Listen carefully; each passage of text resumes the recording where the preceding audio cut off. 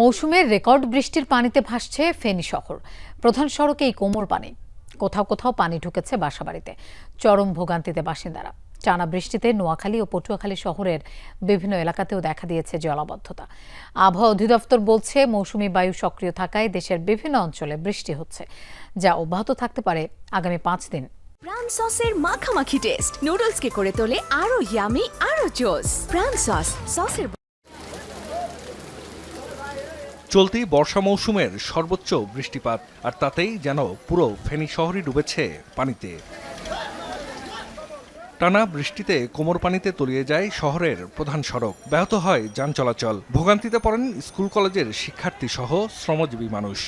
নাজির road থেকে শুরু করে ফেনী শহরের সবগুলো রোড পানিতে ডুবে গেছে। পানি ভরপুর হয়ে গেছে, ব্যবসাদারের গোডাউন ডুবে গেছে। আমরা এখানে আসার পরে 1 ঘন্টা আমাদেরকে ওয়েট করাইছে, তারপরে যে আমাদেরকে সিদ্ধান্ত আনিয়েছে পরিষ্কার করে দিতে। সোয়ারেজ লাইনের সমস্যা, যদি সোয়ারেজ লাইনগুলি ক্লিয়ার থাকতো তাহলে এভাবে পানিটা ফেনী শহরে জমে না। জলাবদ্ধতা দেখা দেয় ডাক্তারপাড়া, উকিলপাড়া, শান্তি কোম্পানি রোড সহ শহরের বিভিন্ন এলাকায়। পানি ঢুকে পড়ে বাসাবাড়ি, দোকানপাটে। এতে চরম দুর্ভোগ পোহাতে হয় বাসিন্দাদের। মঙ্গলবার দুপুর 3টা পর্যন্ত পূর্ববর্তী 24 ঘন্টায় ফেনীতে 406 মিলিমিটার বৃষ্টিপাত হয়েছে বলে জানায় আবহাওয়া অফিস। মালামাল গত বছরও নষ্ট হয়ে গেছে, এবছরও সব গেছে। 12টা ঘর আছে, 12টা ঘরে প্রত্যেকটা ঘরের ভিতরে পানি।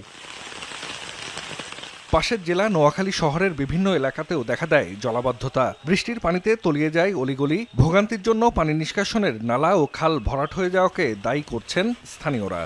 1 ঘন্টা বৃষ্টি হলে 7 দিন লাগে পানি নামতে, অথচ পৌরসভা ইচ্ছা করলে একটু যদি আমাদের সুনজর দিত তাহলে আমাদের করুণ অবস্থা হইতো না। একটু বৃষ্টি হলে চলাচলে খুবই অসুবিধা হয়, পানি জমে যায়।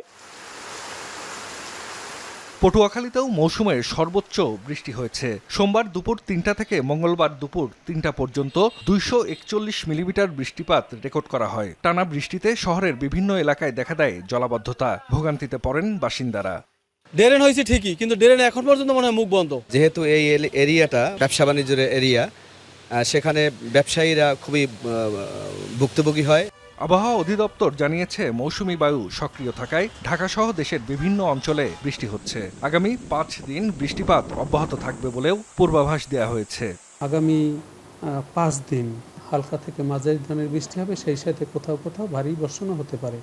আজকের সকাল 10টা থেকে আগামী বিকাল সকাল 10টা পর্যন্ত বিশেষ করে খুলনা, বরিশাল এবং চট্টগ্রাম ও ঢাকা বিভাগের কোথাও কোথাও ভারী থেকে অতি ভারী বর্ষণের সতর্কবার্তাও রয়েছে।